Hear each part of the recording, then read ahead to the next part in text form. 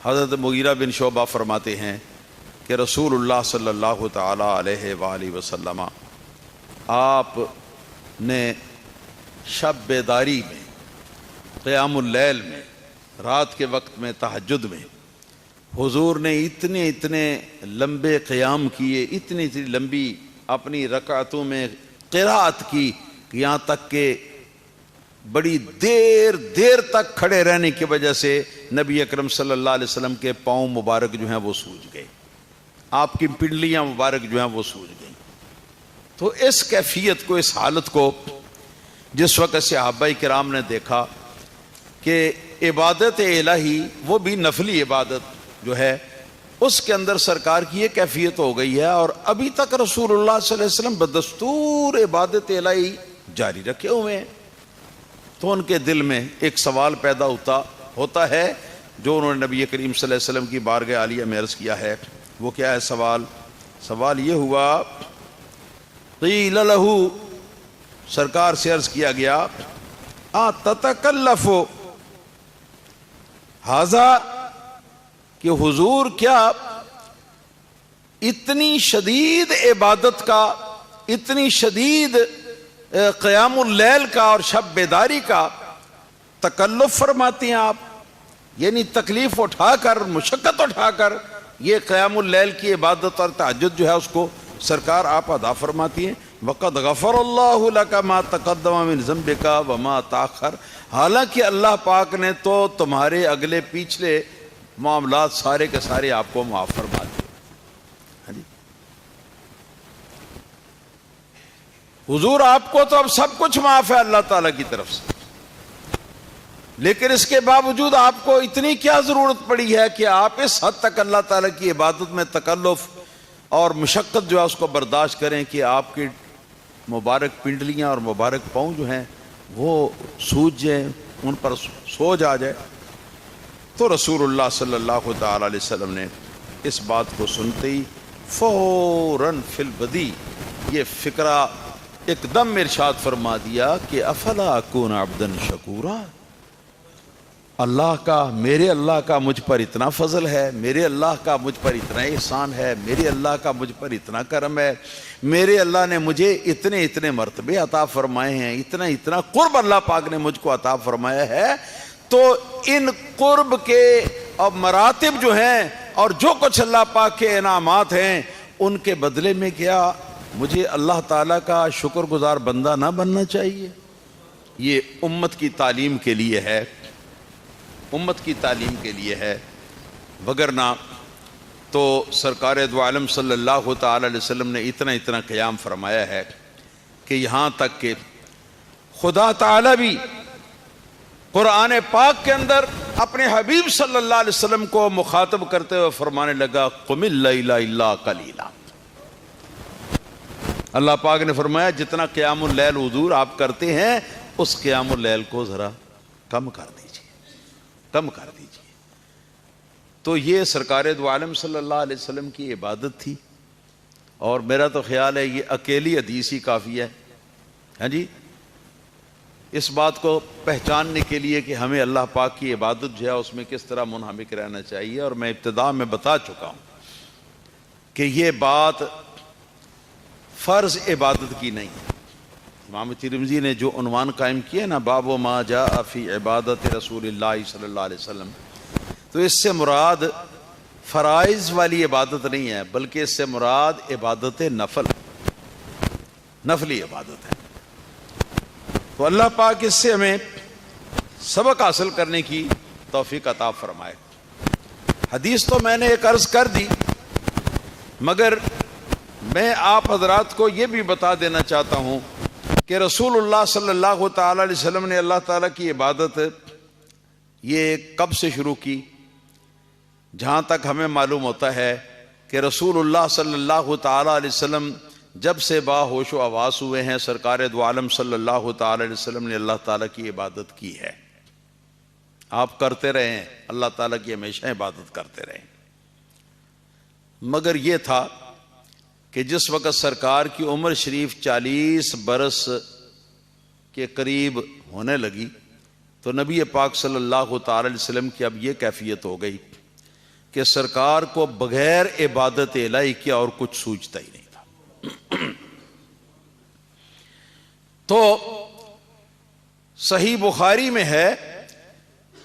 کہ رسول اللہ صلی اللہ تعالی علیہ وآلہ وسلم آپ حضرت خدیجہ الکبریٰ رضی اللہ تعالی عنہا کے گھر سے آپ اپنے لیے ہفتہ 2 ہفتے یا زیادہ عرصہ، جتنا عرصہ آپ چاہتے اتنے عرصے کا زادِ راہ کچھ کھانے پینے کا سامان لے کر، تو سرکار عبادت الہی میں تنہائی کے اندر لطف اندوز ہونے کے لیے آپ غار حرا کے اندر تشریف لے جاتے۔ ہاں جی، یہ غار حرا، جبل حرا ایک پہاڑ ہے مکہ مکرمہ سے 3 میل کے فاصلے پر، اس کا نام ہے اس کا نام ہے جبل حرا، اور اس کے اوپر جا کے چوٹی کے اندر ایک غار ہے بنی ہوئی جس کا نام ہے غار حرا، کہ اس غار کے اندر سرکار دو عالم صلی اللہ تعالی علیہ وسلم وہاں تشریف لے جاتے، اور وہاں جا کے بالکل تنہائی کے اندر پوری دنیا سے کٹ آف ہو کے اپنے رب کے ساتھ رو لگاتے۔ یہ رسول اللہ صلی اللہ تعالی علیہ وسلم کا اس زمانے میں عبادت کا انداز تھا۔ پھر جس وقت آپ کا توشہ ختم ہو جاتا، پانی اور ستو کھجوریں یہ جب ختم ہو جاتی، تو رسول اللہ صلی اللہ علیہ وسلم پھر اوپر سے آپ اتر کر اپنے گھر تشریف لاتے، اہل بیت کو آ کے مل لیتے، اور مل کے تو پھر آپ کو کشش اسی غار حرا کے اندر جانے کی ہوتی، سامان اور لے لیتے، اور غار حرا کے اندر سرکار دو عالم صلی اللہ علیہ وسلم کی تشریف لائے۔ اور جو حضرات وہاں پر گئے ہیں وہ جانتے ہیں کہ غار حرا کے اوپر پہنچنا یہ خالد جی کا گھر نہیں، تو وہاں پر ریلنگ بھی لگ گئے ہیں، اب وہاں سٹیپ بھی بن گئے ہیں۔ مگر میں پہلی مرتبہ جب گیا تھا سن 1979، پہلی مرتبہ جب حاضر ہوا تھا، تو اس وقت بالکل اپنی اصلی حالت میں سارا راستہ تھا، جس حالت میں رسول اللہ صلی اللہ علیہ وسلم کے زمانہ ہے۔ اور یقین جانے کہ بڑی مشکل سے، بڑی محنت کرنے کے بعد 3 گھنٹے کے اندر وہاں تک رسائی ہوئی، اور کئی جگہ پر ایسا مقام آ جاتا کہ اوپر چڑھنے کا کوئی طریقہ ہی نظر نہیں آتا، تو پھر کیا ہوتا کہ اوپر ہاتھ ڈال کے کسی آگے بڑے ہوئے پتھر کو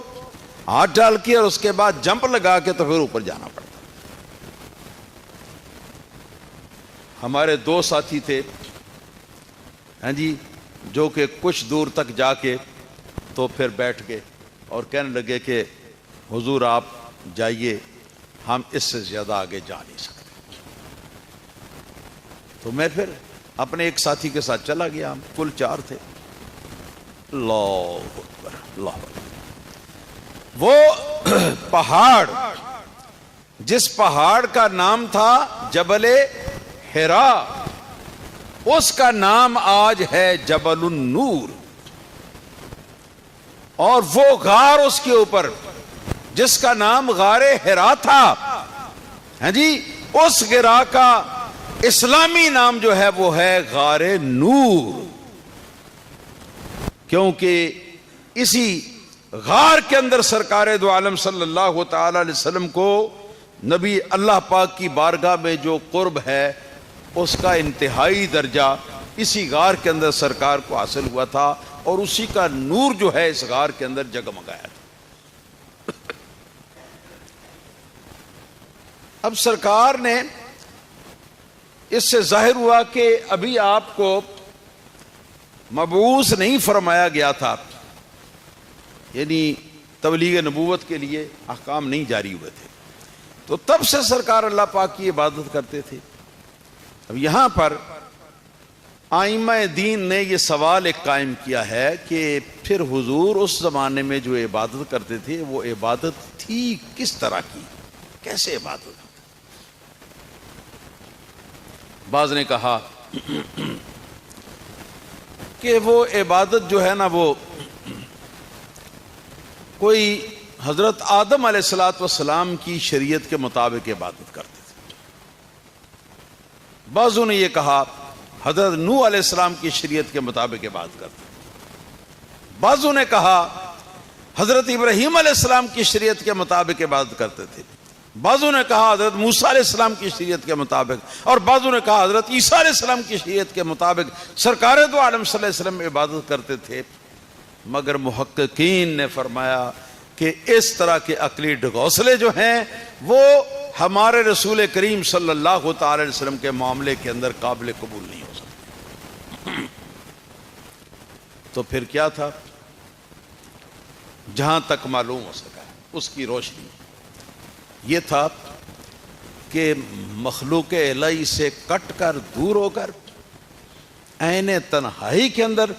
اپنے رب تعالیٰ کے قرب کے سرکار مزے لیتے تھے، اپنے رب تعالیٰ کی محبت کے سرکار مزے لیتے تھے، اور اپنے قلب، اپنی روح اور اپنے ذہن کے مطابق اللہ پاک کی نعمتوں کا جو باطنی نعمتیں ان کا مشاہدہ فرماتے تھے، اور اللہ پاک کی جو نعمتیں ہیں ظاہری اور باطنی ان کا اپنے قلب و دماغ کے ساتھ تشکر ادا فرماتے تھے، اور اللہ تعالیٰ کی نعمتیں جو ہیں ان کے اندر فکر اور تدبر فرماتے تھے، اور اللہ تعالیٰ کے قرب کی جو منزلیں ہیں ان کے اندر آپ تفکر اور تدبر فرماتے تھے۔ یہ تھی رسول اللہ صلی اللہ علیہ وسلم کی اس زمانے کی عبادت۔ مگر اب جس وقت سرکار دو عالم صلی اللہ علیہ وسلم کے پاس جبرائیل علیہ السلام کا آنا وہی لے کر شروع ہوا، تو اس کے بعد سے پھر عبادت آپ اس طریقے سے کرتے تھے جس طریقے سے آپ کی اپنی شریعت کے اندر اللہ پاک نے عبادت کا طریقہ سرکار کو سمجھایا۔